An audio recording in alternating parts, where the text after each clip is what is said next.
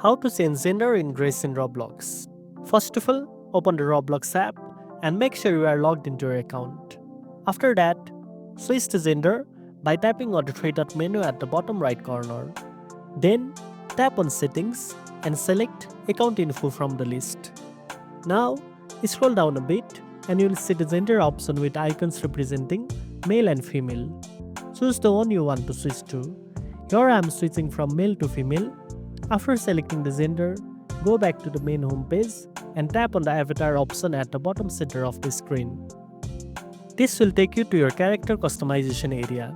Now, tap on characters. From here, I am going to switch my character to female by selecting the woman character.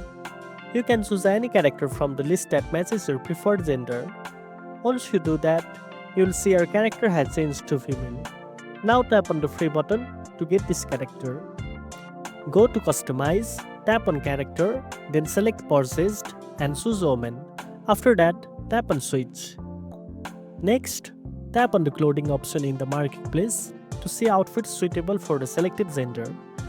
Pick the outfit you like and tap on it to try it on. It will be automatically equipped to your avatar.